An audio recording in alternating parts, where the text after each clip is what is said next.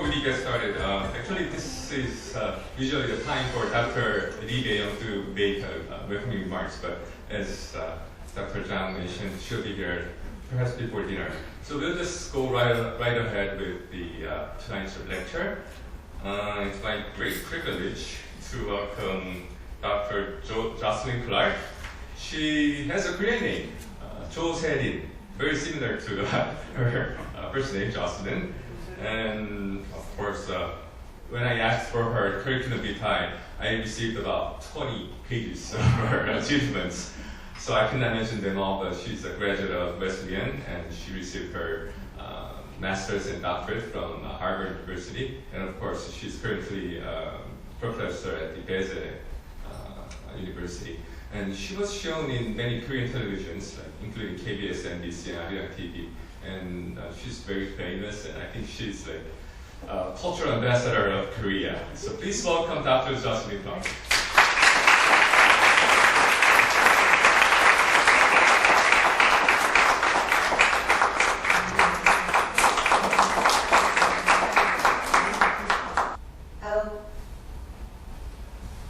First of all, I'm very happy to be here. Thank you for coming out tonight. And today I want to spend the last few days I've been working with several different TV programs. And they keep asking me these really strange questions about the kayagum, about the genre that I play. It wasn't like this before. 20 years ago when I was working with TV, they said, oh, what you're going to play? I said, I'm going to play Sanjo. And they're like, okay, play Sanjo. These last days they've been asking me, so you're playing Sanjo and you also play kayagum? Or they say, oh, you're playing Sanjo and what piece are you going to play then? So today I want to spend a little time talking about what Sanjo actually is. This is very fundamental to Korean music, and I don't know if all of you like Korean music or you don't like Korean music. When I first came to Korea on a scholarship to study Korean music, I found I didn't like Korean music so much in the beginning because I couldn't understand it. So I want to talk about Korean music, how to listen to it, how to appreciate it. I want to show you my instrument. I'm going to compare also my instrument to the similar instruments from China and Japan as well. First, we got a little introduction, but I'll give you a little more introduction to myself. A little bit here. I'm going the wrong direction. So, I just wanted to tell you that I'm from the capital city of Alaska, which is not Anchorage. It's Juneau, Alaska. Very small town that you can't get to by road. We don't have any roads. It's surrounded by mountains and glaciers and oceans. So that's where I grew up. You can't see this is the arrows blue. There's Juneau, there's Korea. Very close. They're not far apart. So my father, as I was growing up, always talked to me about needing to the Pacific Rim, and I would have a great future in that case. Here I am playing the kayagum. This is a picture of my hometown. It's pretty small. There's a mine in Gold Rush Town. It was a native town before that, but there's a Gold Rush Town, and it's about the size, pretty small, about 30,000 people. And how did I get interested in the kayagum? This is a question I often get, so I want to start with that. Can you see okay? In the way. So I started playing these zither-like instruments when I got to Wesleyan University. I had been an exchange student in Japan in the 80s, went to Japanese high school, but I studied the oboe when I was in Japan with the Nagoya Philharmonic professor. And when I came back, my school was very famous for athletics. I hadn't quite heard of at that time when I was 17. And they were just starting a Japanese music program at my school. And this lady, Kazue Sawai, and her husband, Sawai Tato, they had a dream to, they saw that Jugak, or, Gaga, the Japanese traditional music was sort of dying in Japan, and they were trying to figure out how can we give life to this music that we love, but no kid wants to play because they think it's going to be boring. So their dream was they sent teachers and instruments to a number of places. They sent to University of Hawaii, our school at Wesleyan University. They sent some to Europe, to Australia, I think altogether 10 different sites. And their idea was to get these Westerners, non-Japanese people, to learn how to play the instrument, and then they're going to bring them back to Japan, play for Japanese young people. And that's what we did. So this is my teacher's dream. And she sent a teacher to my school that couldn't speak any English, so I thought, oh, if I take this class, I could just practice my Japanese a little, because I just come back from being an exchange student. And that's how I started. But when I touched the instrument for the first time, I loved the sound so much I quit playing the oboe, since I was trained in a small town in Alaska. I wasn't like the best player in the orchestra. And switched my focus to playing koto, which I really, really enjoyed.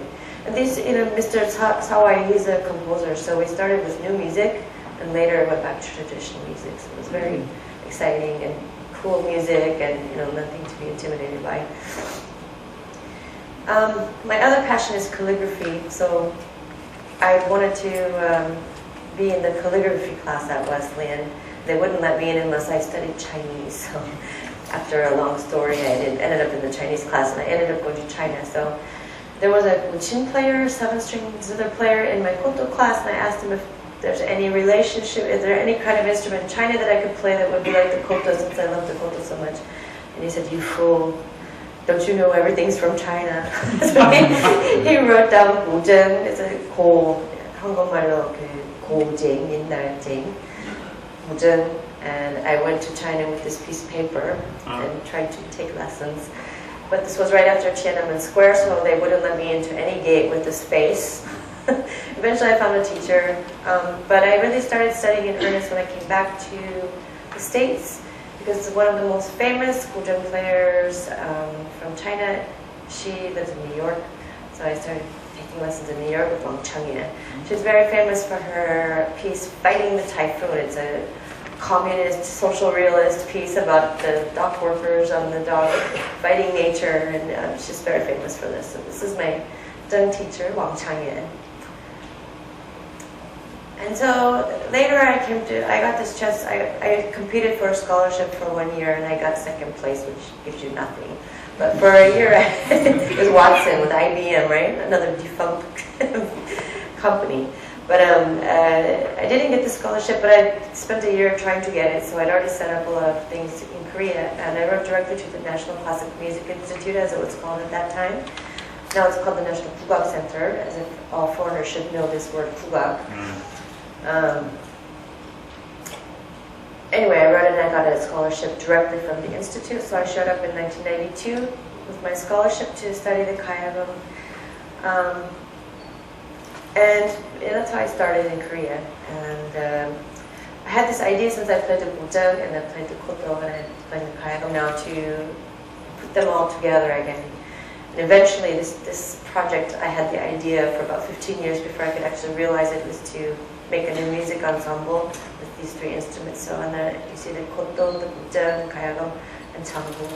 So new music ensemble. If you're interested, we don't have time today to listen to anything, but if you're interested, we have all our sound files up on the internet, so you can go to 3zplus.com. I haven't updated it in years and years, but all the music's there if you want to listen to it. So I want to tell you what's the difference between these instruments. They all kind of look the same if you look. You can see they're all just, a board with bridges. So they look the same, right? The sort of progenitor, there's a legend in China. Of course, all these kind of legends come from China.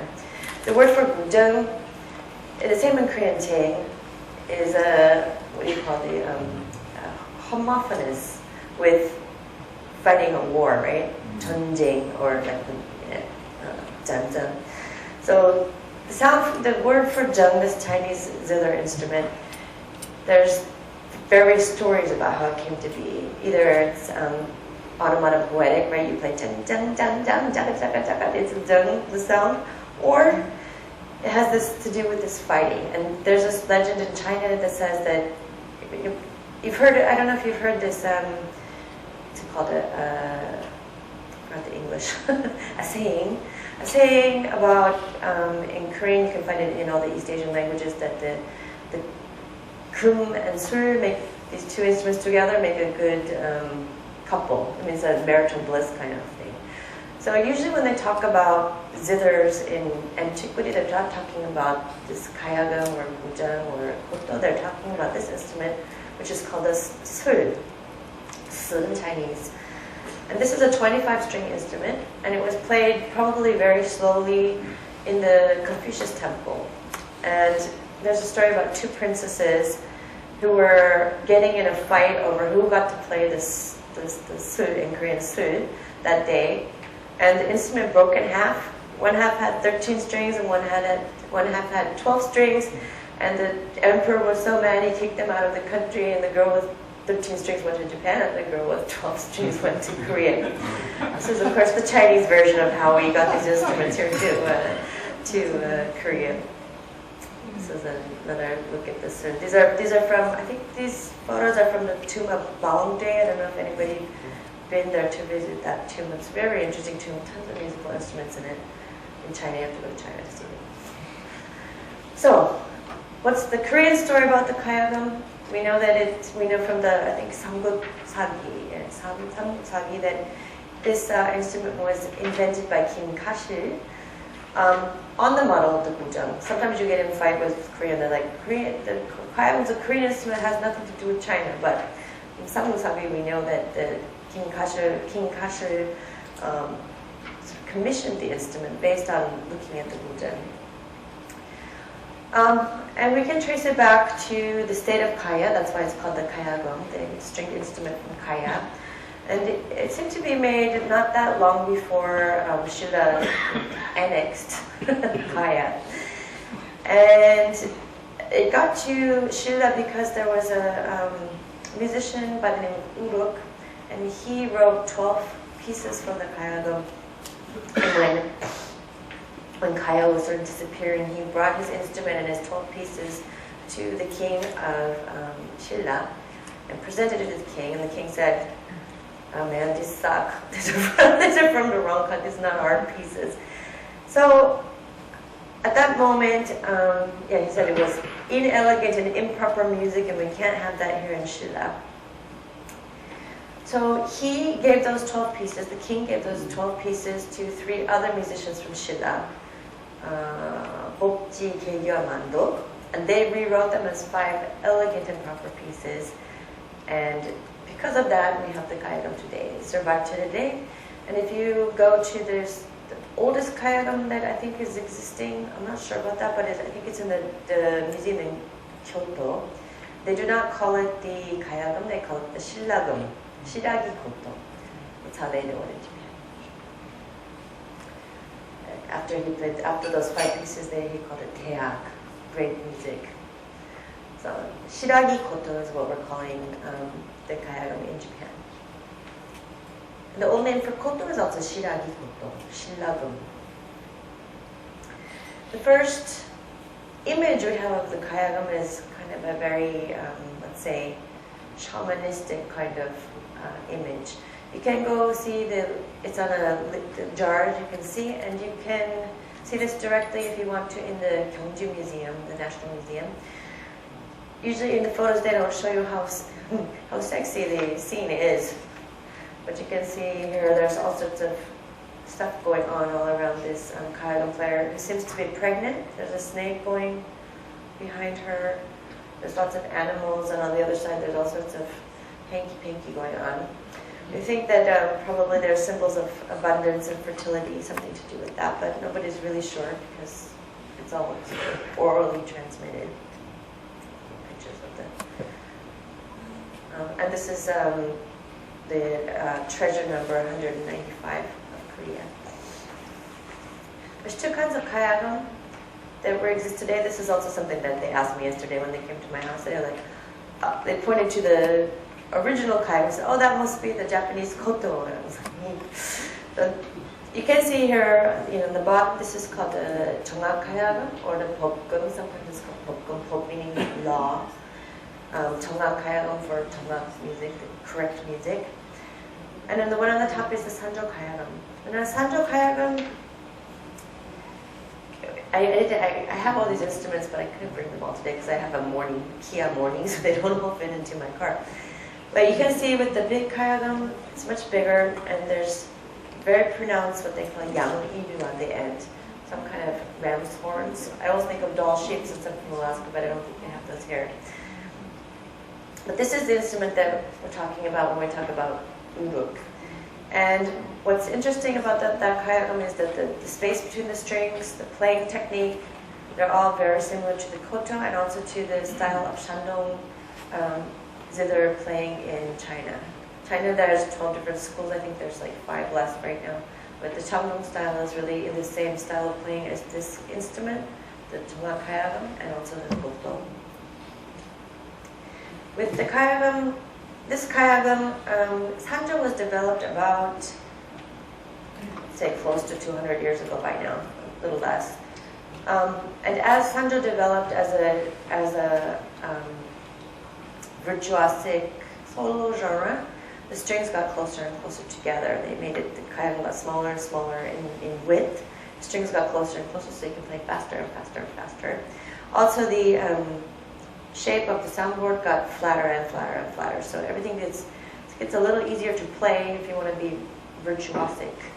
And especially today we have a lot more women playing the kayagam, so I think that also added to. When Donald Sir, I don't know if anybody knows who he is, who's an Korean-American composer, when he passed away, he left his kayagam to me, and that kayagam from the 1950s, the strings are farther apart, the soundboard is more curved, so I can't really use it to perform on because it's, you know, these instruments are constantly changing as the music changes. So I want to show you the instrument.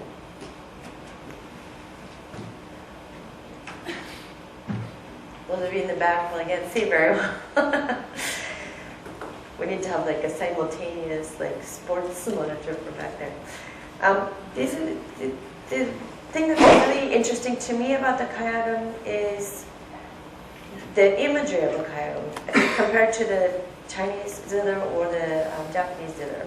The Chinese and Japanese zither often tend to rely on imagery from the dragon. There's a lot of dragon imagery. It should look like a crouching dragon. There's dragon's breath, dragon tongue, dragon this and that. Kayagam is a little bit softer than dragons. There's a lot of wild geese and cranes with the kayagam. So these bridges are called anjo. An means a wild goose, tog means the foot. So it should look like the wild goose foot. And when we play the left hand of the kayagam, our hand should look like the wing of the wild goose. I'm not sure my nose does what I'm playing, but you'll have to let me know. And not just wild geese, but there's all sorts of birds. So here at the end, I'm going to show you in a moment. But here at the end is this crane's knees. I'm going to show you again on the slide so you can see better in the back. At the end is a phoenix tail. We've got the little tiny little yang idu. Just a touch of them to remind you that they were once an important part of the instrument. In the back, this is also different than the jung and the koto. In the back we have a sun and a moon. There's a moon and a sun. And this part here, what do you think that is? Anybody have an idea? Huh? Yeah, it's hollow. So what do you think the imagery of this is? A cloud. Often the kids, when I talk to kids, they say also cloud. Any other idea? So usually on the dung, this is called a pond or an ocean. But with the Korean instance, this is the universe. It's all right there in the instrument.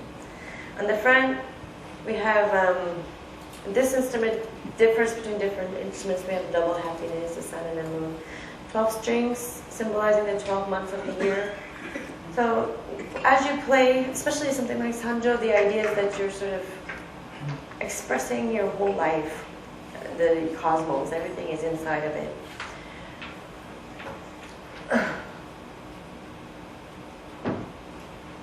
If you're interested after, when you can come up and look after you have dinner if you want. So this is the anjok. Does it look like one? A little bit. Usually in China and Japan we call them just bridges, like chu. We don't use this sort of fancy anjok word. There's the haksul, crane's knees. And I'm always really impressed by this one because it really looks like Korean CDs except for that it's white and black, right? All those old guys are really creative. So I wanted to talk a little bit about the social status of the instrument. Usually we think of the kayagam and the komungo sort of yin and yang, right? The kayagam belongs to the women and the komungo belongs to the men. Now this comes from China. As we all know, up to the end of the Joseon dynasty, Korea was quite enamored of China. And in China, the pair of instruments is the guzheng and the guqin. So I'm going to tell you a little bit about those. So here's the yangban playing the komungo. This is the image we have of komungo. Always very male, scholarly, philosophical. And here's, this isn't Confucius, but this is the instrument that Confucius played. This is the guqin. Today it's called in Korean 칠현금, but back in Confucius's time it was called the 오현금, 5-string zither. So if you study Korean literature at all, you often hear the 오현금 or 25현금. 25현금 is the sul, one that broke in half with the emperor, right? This is, if you Korean songs, Korean literature, they all refer to these two instruments.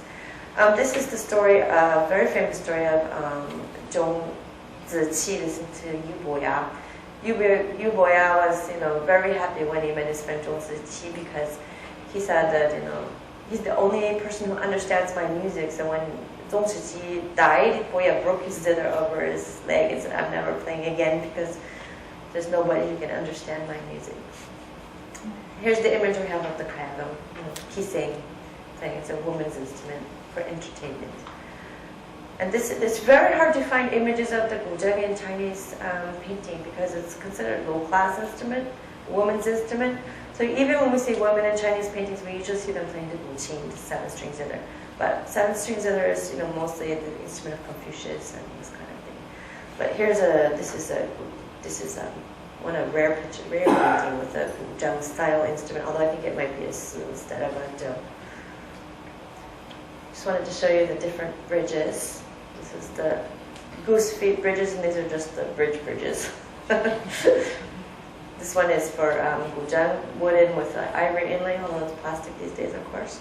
These used to be ivory, but of course they're plastic right now. And kayagam uses, we need the bridges to grab the string, so we can make a big vibrato sound. So this is, as I said, the dragon imagery related to the other two instruments from China and Japan. You can see this is the koto without strings. You can see it has a dragon head, a dragon kaki, dragon horn, dragon tongue, dragon tail. As you might remember, this one has the pongmi. It's a phoenix tail, but on the Japanese one, it's a dragon tail. And this also, in Korea, I don't know if you can see, here, there's a hole. And we don't call it anything in Korea. I don't know what. But when I talk to kids, I say, well, that's where the dragon tongue comes out. So they're all looking while I'm playing. The kids are just like, oh, I saw it. The dragon tongue came out. The back is the dragon back. The dragon breath comes out of the hole. So you can see it's all something to do with dragons. Now this is a little bit interesting because I'd never seen this before. I just found this picture, and most of the stuff I saw about guzheng has to do with the dragon, but this is an older book from the 60s. And here we see the 봉지. So we have a phoenix pond and a 봉소. This is also kind of phoenix pond, kind of water. And then we have the 봉안. This is the phoenix eye. But we're back to the dragon when we look at the top of the instrument, Yongto. But here we have Anju. Usually I've only heard it, in all my studies, I only heard Ju. But this is the first time I've seen this Anju. So there's a wild goose there in the Chinese version too. But I've never heard it said before. This is the first time I found it in this book. So interesting. In Japan, there's an indigenous instrument that's probably nothing to do with the guzheng. We're not sure about that. It's hard to find information on it, but there's something called the wagon, meaning wa meaning uri, our. And we find the first one in this play funerary objects during the Kofun period, so the 3rd to 6th century AD. And look at these anjo, these bridges. They're just sticks, twigs. They're really natural. You'd think that was from Korea. And this part is interesting too. This also reminds you of Korea, right? There's a relationship there. The Korean zither has this pongmi, and this looks like something like a pongmi. That one only has five strings, which might be somehow related to the chin having 5 strings. I'm not sure. Anyway, you can see the end of each of the instruments. This is the kayaga, this is the wagon, and this is the koto. China has nothing like that. Ochin, this is the 7-string zither, originally the 5-string zither that Confucius played. There's a woman playing ochin. Usually when you look up paintings for the gujang, they come up with this picture, but it's not a gujang, it's ochin. The Chinese are just as confused about those 2 instruments as the Koreans are confused about what's a komogo and what's a kayagam. Usually nobody knows, and nobody knows what the difference between a gujang and a gujin is in China either.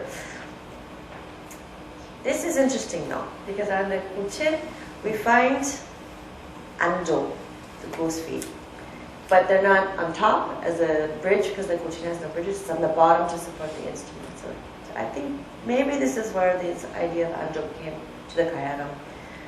And here we have, some ponds. Here's a dragon pond in the middle. Here's a phoenix pool at the end. So we have some phoenixes in the back. There's a dragon gums, the gums to support the instrument. But it's right here. All right. At this point, I want to invite my partner in crime out to the stage. His name is Jocelyn. He has to hurry to the other door, through the wall. 조세용 선생님.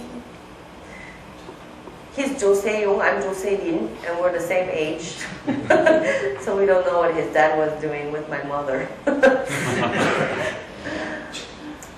Jocelyn he's actually Isuja. This is the 인간문화재체, the National Treasure System. Within that, he's the 2nd highest level, or is his 3rd highest level. It's very high level of protector of pansori. He's actually a great pansori singer. He used to sing with the Gwangju City Changguk Ensemble. But his dad was also a famous drummer, so he played samunori and all this kind of stuff too. And I had the fortune of meeting him in Tianjin, so we've been playing together for about a year now, a little more maybe. There's no clock here. Can you tell me how much time it's passed? 30? Okay. So just a little bit about the changu. The changu is sometimes called the seyogo. This means the beautiful waisted drum, slender waisted drum. And of course, you probably all know this already, but it has 2 sounds. One side is made from often a thick-skinned animal, and the other side is made from a thin-skinned animal. 그 쿵 소리 들려주시겠어요? 그리고 탁 소리. So you can hear there's yin and yang on the drum as well. And we think that the earliest picture we have of the changu is from a Shillanese, Shillanese bell, a bronze bell from not Shilla, sorry, Kogyo, from the, we don't really know what year because all the Korean dynasties are so long, but sometime in the Korea period. This is a picture of the original bell. We see this changu here. It's a very small one. And here's a reproduction of the bell. You can see a little better. So you can see these. You see these all over East Asia, especially of these flying. What do you call it? Flying bodhisattvas. 飞天 in Chinese is it? Dakini. Dakini. Okay, we have the correct word. Thank you. Flying dakini. Or do you have to say flying, or is dakini flying contained within dakini? It's contained. Okay, so these are dakini. Everybody write it down. And we think that the changu may have evolved from the yogo, waisted drum. It's another similar instrument that's still in use. And the yogo is thought to have originated from this instrument called idaka. This is an Indian instrument. So you can see it looks like changu, but You can see and it has a che, probably a kung here, I don't know. But you can see how it might be related. This is a rock painting, rock relief from the Han Dynasty in China, and you can see it's getting a little bit bigger than the Indian version with a stick. And these are, of course, Japanese versions of the tango, called taiko. Tai means big, so it could be there's all different sizes. So. And we find the first tango appearing in Korea in the history of the Koryo period, which records 28 tango as part of a gift of instruments to be used in the royal banquet music next to the Koryo court in Kaesong from 1114. This is a very interesting. There's a part of this bigger gift of all sorts of instruments, some of which have survived in Korea and don't survive in Japan anymore. The ajeng, for instance, the wonzither, was originally a part of this gift. It's kind of a bribe to get the Koreans not to be hanging out with the Mongols. Songdaris was like, be our friend, keep being our friend. They gave them all these sort of instruments and teachers.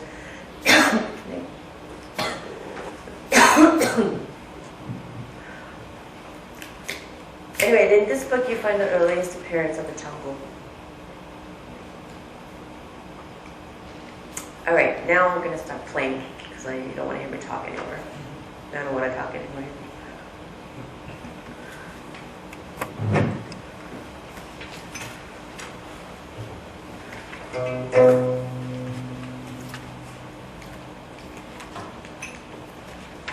So, this is a very interesting book. It was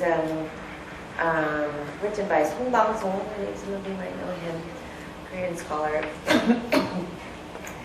And this book from the 18th century was a book written for kabok singers. Kabok is a kind of court-style song that's you sing before the king or sing in the royal court.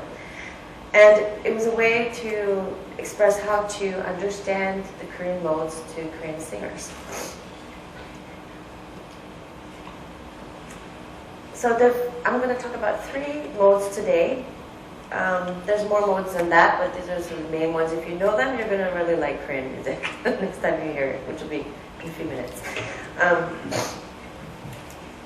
Of course, some of you might know Western music, then sort of, I'm not going to talk about Mixolydian and all these different kind of modes, but if we think of like, what are the 2 main modes of Western music, we think about major and minor, right? And majors for happy music and minors for the sad music.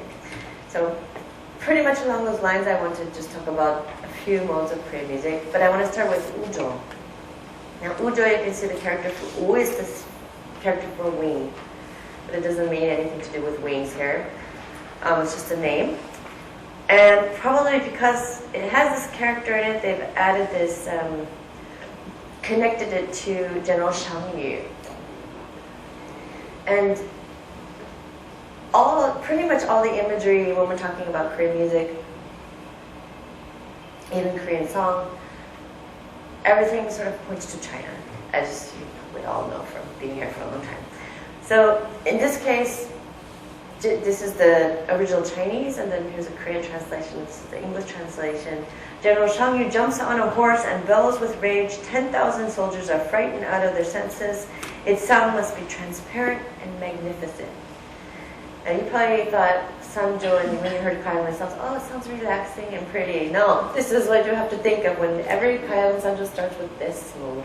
So think of the general on the horse yelling at his troops, and then you have the idea, the opening of Sanjo. There he is, General Shang Yu.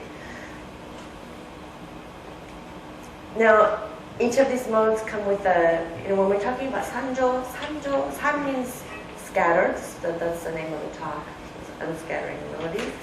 Scattered, usually we say scattered. In English you can translate it in a different way, but that's what's normally used in books. We not only have melodic modes that are utilized in various ways, but we also have rhythmic modes that are utilized in various ways. And so it's a combination of these melodic modes and rhythmic modes that we get sanjo. Jo means mode, so scattered modes, or scattered melodies. Usually it's translated scattered melodies, but mode is closer to the idea. So usually when we play sanjo, it starts out very slowly. That's why everybody thinks it's a boring thing. Well, the kids, nobody wants to play it. And usually this slow first half is usually half of the sanjo. So my sanjo today, my teacher's sanjo is 74 minutes long. That means like 40 minutes of this very slow. And then it gets faster and faster and faster. I won't torture you today with that. But I just wanted to let you know how it starts. And it's starting with this bellowing general. And we have jinnyangjo. Jinnyangjo means, the slow, this starting note. And jinnyangjo is can divide it in very different ways. Usually you would say 18/8, but if you want to make it even bigger when we say 14/4, you don't have to know any of this if you're not a music major. But it's so long and big, the Changnan, that each of its 4 parts is divided into seasons. So it starts with spring, and then summer, fall, and winter. What I'm going to do now is I'm going to ask Jocelyn to play a Changnan, and then I'm going to come in on the kayang so I can see how it might come together. This, of course, is slow, and I'm going to play ujo, this general bellowing as trips mode. Okay.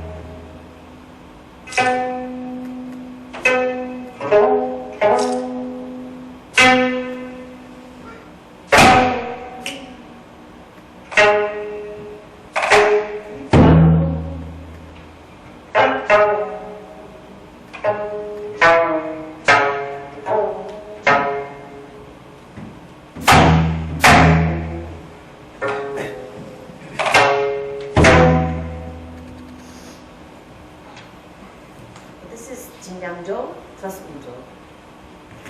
Go out. So that's kind of neither major nor minor, but I'm going to go to minor now.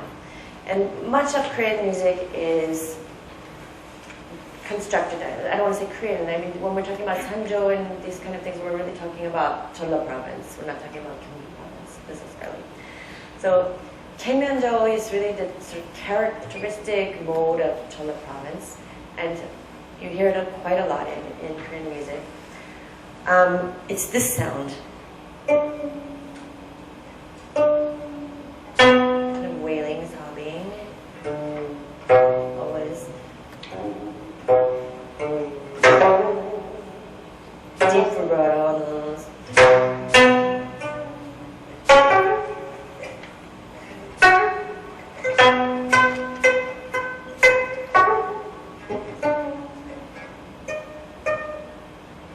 So this kind of, it sounds a little minor, it should sound sad.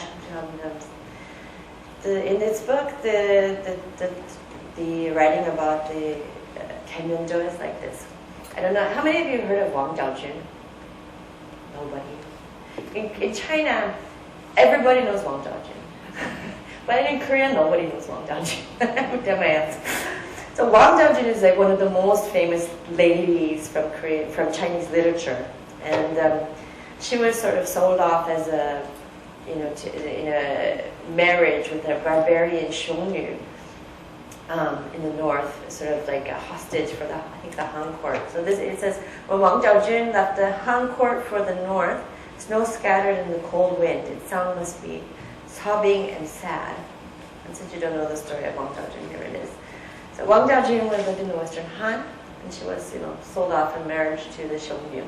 And she was a pipa player, this instrument that went extinct in Korea. So they're trying to bring it back now, the instrument makers are. And she got on her horse, and the snow was snowing, and she's playing her pipa, and the wind's blowing, And above her, there's some wild geese that are flying and looking at the scene. And they're so sad. It's the saddest thing they've ever seen in their lives. And they stop flapping their wings out of sadness and they fall on the ground and die. So it gets to be this sad. And her special name is Nag and Loi Yan. Loi Yan is in Chinese. The woman who fells the geese. This is her name. So I'm also going to play this in the slow Jinyangzhou rhythm pattern. Jinyangzhou.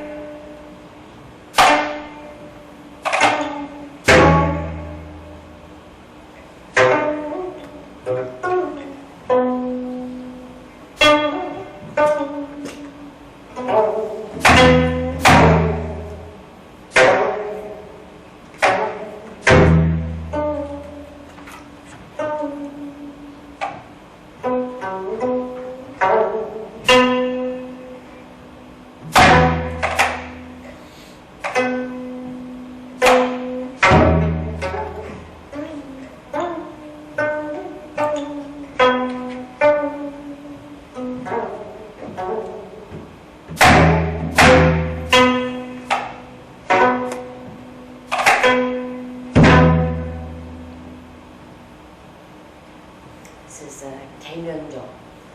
It's a little mistake. 경드름. And this is for all you Seoulers. I live down south, out of the Gyeong area, Gyeonggi area. But 경드름, for me, this is a word that came from Kamsori, and it was supposed to describe the way of the way people speak in Seoul, like very kind of snooty and sophisticated, let's say.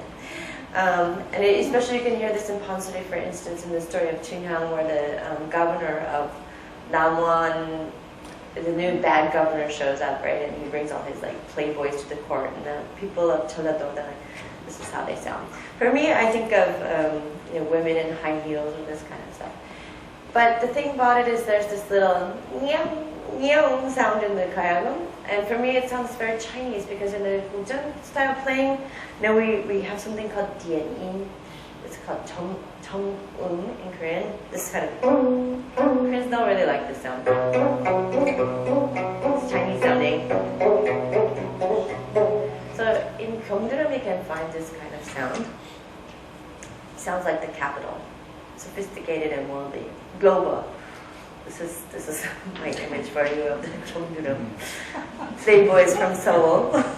꽃미남들. And usually this Gyeongdeuram, in almost every sanju, comes in the second rhythm pattern. This is called Dongmori. Now, after the first long rhythm pattern, almost all the rhythm patterns are 12-beat patterns, with accents on the 1 and the 9. If you know that, you can follow Korean music. It will help you immensely too. But I remember when I first came here, I couldn't find where's the 1? I don't know how to like dance to this. I can clap along. So if you think everything's in 12, you can usually count what a beat is. If you know it's 12, and the accents on the 1 and the 9, don't think that the 9 is the 1. Then you're going to be able to appreciate Korean music much better. 등머리 한번 해주시겠어요? 3, 4, 5, 6, 7, 8, 9, 10, 11, 12. 늦어. 더 좀 빨리. 시작.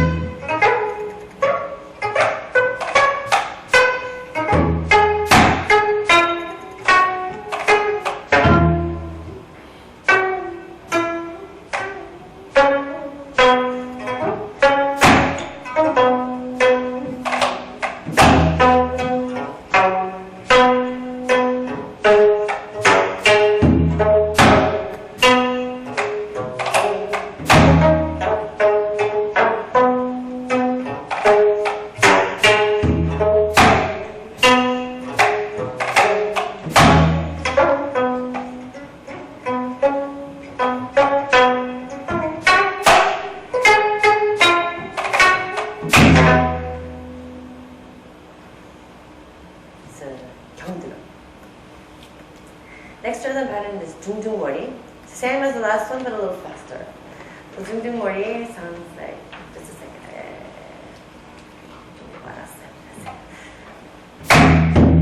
4, 5, 6, 7, 8, 9, 10, 11. 1, 2, 3, 4, 5, 6, 7, 8, 9, 10, 11, 12.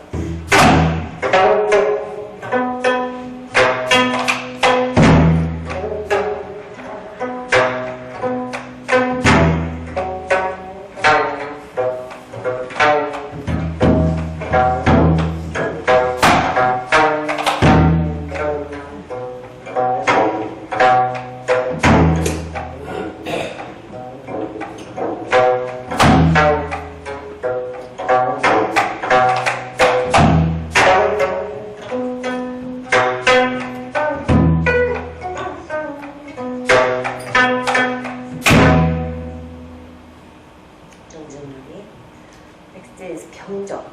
평조 is the equivalent, not one-to-one, but sort of emotionally to major mode in Western music. So 평조 means, you should be able to be very relaxed and happy when you listen to it. And the text that goes with this from the Haedong Gayo is in the Southern Fragrance Hall, Emperor Shun plays a piece releasing people's indignation with his 5-stringed chin. Its sound must be upright and placid. You've all heard of Jocelyn and Yuya, the 3 paragons of Chinese virtue that Confucius always talked about, his 3 favorite guys. This is the chin again. This is I actually found a picture of a 5-string version. They're hard to find now because they're all 7 strings. But this is the instrument that Confucius played. So I'm going to play. So I wanted to say that, and I don't have an example for you right now, but a lot of Japanese music that you hear, they also have something called, 경조, it's hiraroshi in Japanese. But in that case, it sounds very minor to the Western ear. So I just wanted to say that these ideas about what's easy and nice sounding, happy sounding to listen to are really different across cultural boundaries. So I'm going to play 굿거리 in the 평조 mode. 굿거리, 굿, of course, refers to the shaman ritual or shaman dance. So often when we hear 굿거리, it's related to shamanism. And what's interesting about this mode, this rhythmic mode, being in Sanjo, 굿거리 is really not something that you find in Sanjo from the southwest provinces. 굿거리 is really something from Gyeonggi area. So how did that get into this Sanjo? My teacher's mother, Seonggeumyeon, I played the Seonggeumyeon School of Sanjo. She married someone named Lee Yong-hee from Gyeonggi province. So he was the first national living treasure of Shinawi, kind of like jazzy genre, say. And she's one of the first national treasures of Sanjo. And they got together and mixed a lot of this northern style music with southern style music. So my Sanjo is special in that way. It mixes northern style and southern style music together. And it's the only Sanjo of the schools that are existing now that have a really sort of long and developed 굿거리. 굿거리 sounds like this, also 12 beats, but there's no accent on the 9, but still 12 beats. 1,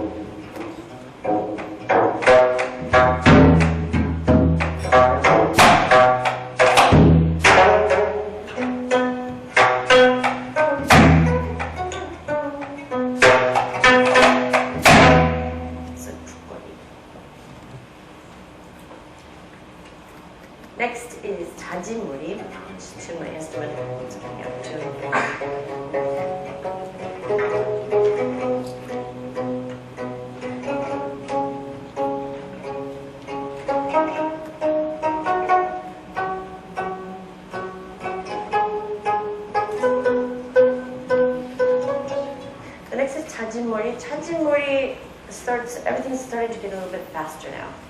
Chajimori is, for me it was the hardest one to learn because the Kayan's always playing against the Tango in this. So it's very much of a dialogue here in this Changdan.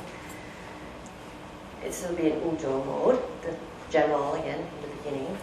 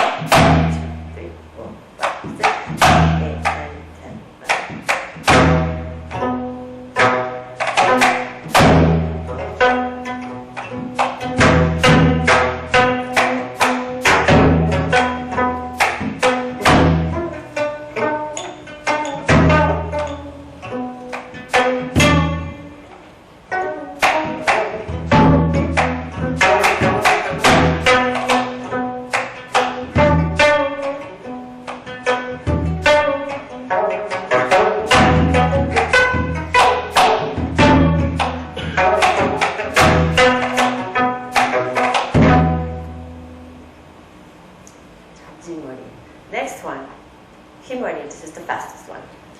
Himori, we still got this 12 going on, but it's so fast that you can't count it very well.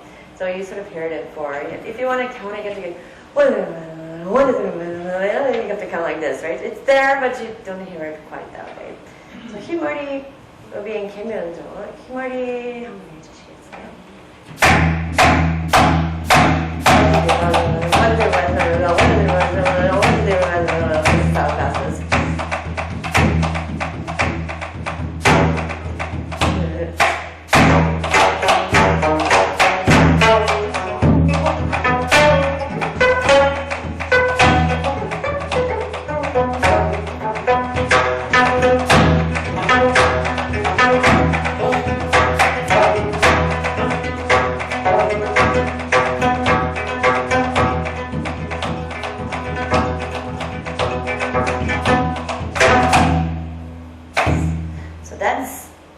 Should be the end, if it was Western music.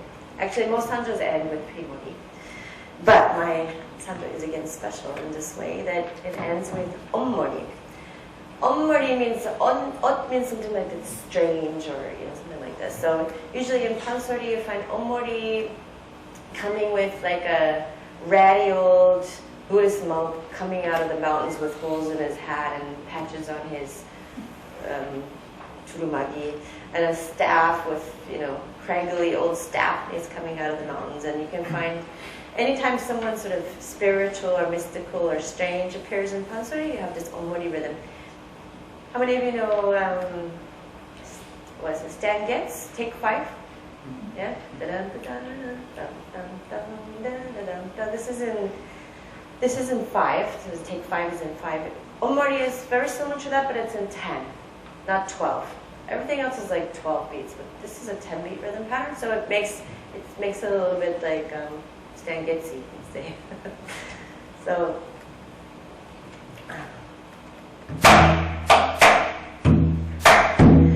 2, 3, 4, 5, 6, 7, 8, 9, 10. 2, 3, 4, 5, 6, 7, 8, 9, 10. 다시.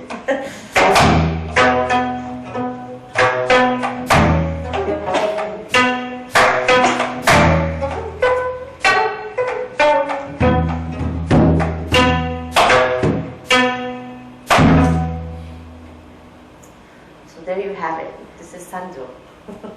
In a nutshell. Sanjo in a nutshell. I just put these in there. I don't really want to talk about what time. Okay, so we're still waiting for the big director to come.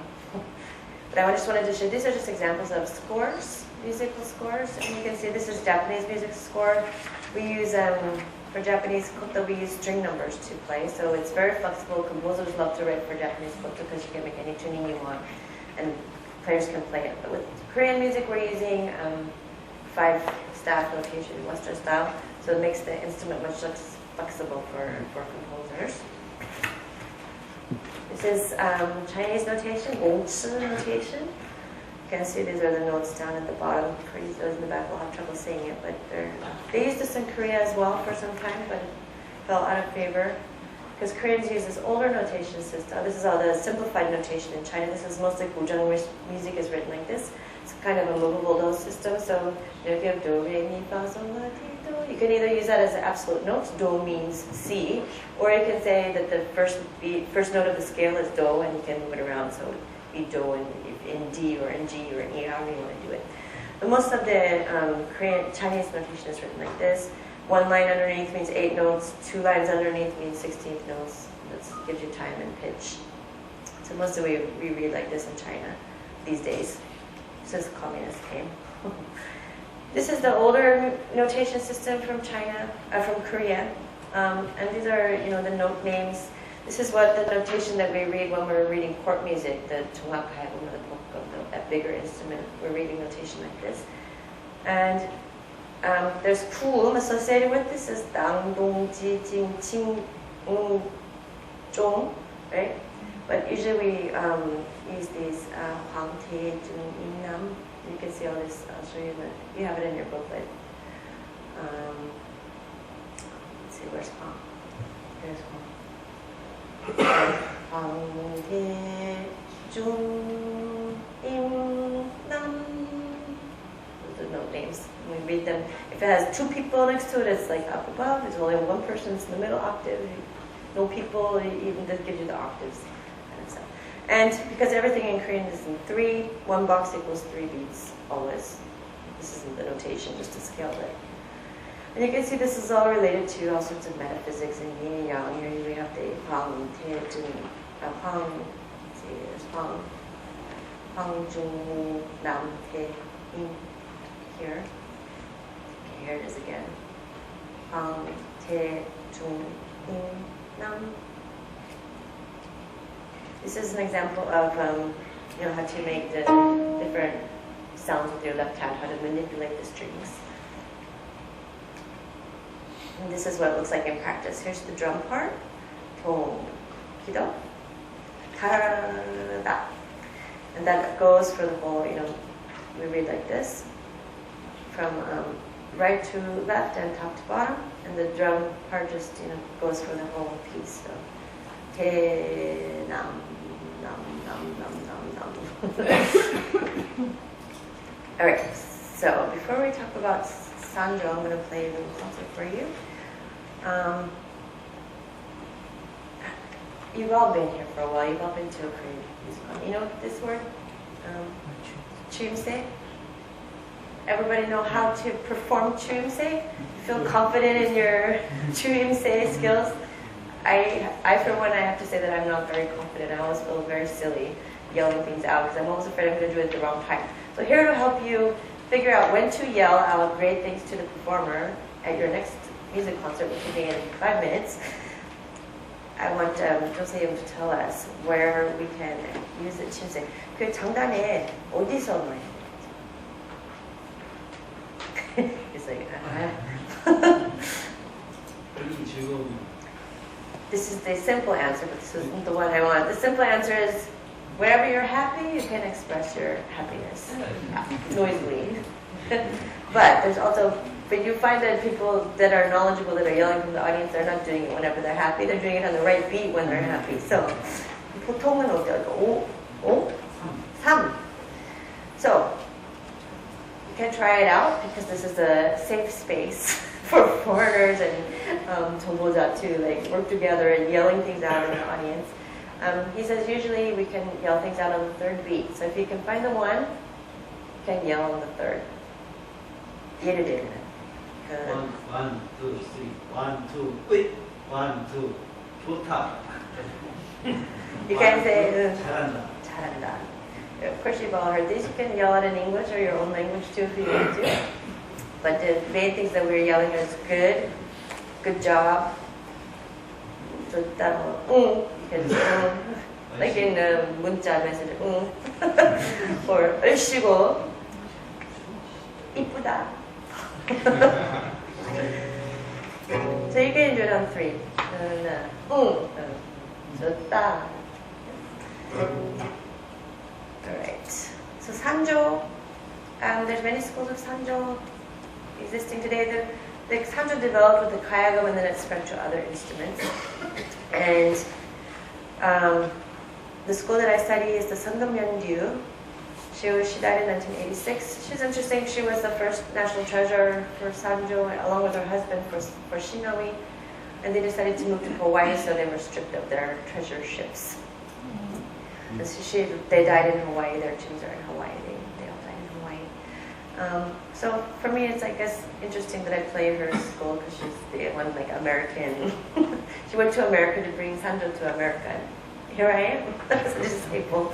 So I study with her oldest daughter. She has many daughters, and they all play kayagum. Her youngest daughter is in LA. She teaches kayagum in LA. Her oldest daughter is a regional treasure in Jeonju. So I go to Jeonju every weekend to study with her. Still studying, getting better, but not there yet. And you know, the order will be the same that we just went through. You can yell at anything you want on beat 3. If you can find the beat, it's a test. So Sanjo, I just talked to you about all the building blocks of Sanjo, right? So you can take these modes and you take these rhythm patterns, and each of them forms a block. And you can put, it's like Legos. You can put together, and when people talk about Sanjo being originally improvisational, they didn't mean that they're just like rocking out to their own drummer willy-nilly, but really that they're putting these blocks together in different ways. So my Sanjo if I was going to play the full Sanjo, it's going to be 74 minutes. And today I'm going to play a full Sanjo, but it'll probably be, I'll try to play a little longer to the director gets here. Probably about 15 minutes today. Probably about 15 minutes. And it's a full Sanjo, but it's, you know, chosen which blocks to put together and, you know, create a full Sanjo. Shortest version is like 10 minutes if you want to put all the movements into it, but you could make it 7 minutes or something like that if you want to take out some of the movements. So, yeah. Any questions before I play? You can ask questions afterwards, too. Right. So this is the order, just to help you remember, and the Mac to PC transfer made the lines go out.